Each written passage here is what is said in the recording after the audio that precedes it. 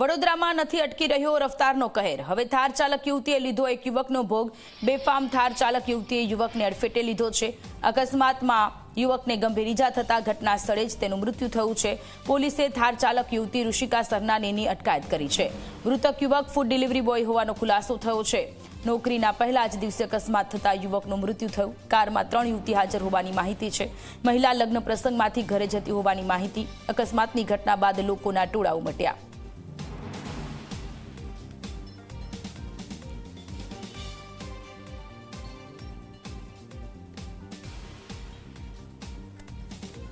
વડોદરા શહેરમાં અકસ્માતનો દોર જે છે તે યથાવત છે। ગત રાત્રિએ થાર ચાલક દ્વારા કહી શકાય કે અકસ્માત સર્જ્યો હતો અને ઝોમેટો રાઇડ ચલાવતા યુવકનું જે છે અભિષેક મોરે જે છે તેનું મોત નીપજ્યું છે।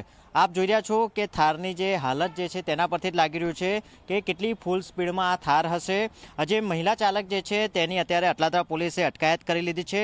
ઋષિકા સદનાની નામની જે મહિલા જે છે તેઓ થાર લઈને રાત્રે જઈ રહ્યા હતા। તેની સાથે 2 યુવતીઓ પણ હતી અને આ અડફેટે લેતા આ જે ઝોમેટો ચાલક અભિષેક મોરે જે છે તેનું ઘટના સ્થળે જ મોત નીપજ્યું છે। હાલમાં જોઈ રહ્યા છો કે થાર ની જે હાલત જે છે તેના પરથી જ લાગી રહ્યું છે કે કેટલી સ્પીડમાં આ થાર હશે। મહત્વની વાત છે કે વડોદરા શહેરમાં સ્પીડનો જે કહી શકાય કે મોતનો જે સિલસિલો જે છે તે યથાવત જોવા મળી રહ્યો છે। અગાઉ પણ જે રીતે આ સ્પીડના લીધે ભયાનક અકસ્માત સર્જાયું હતું અને કહી શકાય કે રક્ષિત કાંડ જે છે તે સર્જાયું હતું અને જે રીતે આ જે મહિલા જે છે તેનું મોત નીપજ્યું છે। હાલમાં પણ અટલાદરા વિસ્તારમાં સન ફાર્મા રોડ ઉપર જે ઝોમેટો રાઇડની જે કરતો યુવક જે છે અભિષેક મોરે તે રાઇડ ચલાવતો હતો તે દરમિયાન જ આ જે એક્ટિવા જે છે તે લઈને પસાર થઈ રહ્યો હતો તે દરમિયાન જ આ જે થાર ચાલક મહિલા જે છે તેઓએ અકસ્માત સર્જ્યો હતો અને ફંગોળાતા કહી શકાય કે અભિષેક મોરે જે છે તેનું ઘટના સ્થળે જ મોત નીપજ્યું છે।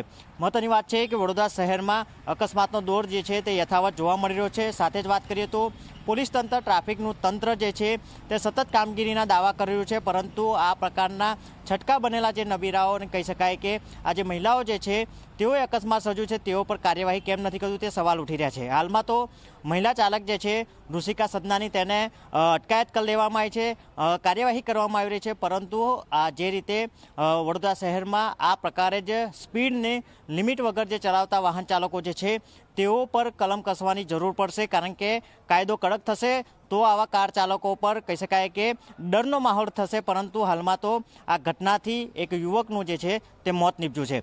કેમેરામેન મુકુંદ દવે સાથે જયંતિ સોલંકી, જી મીડિયા, વડોદરા।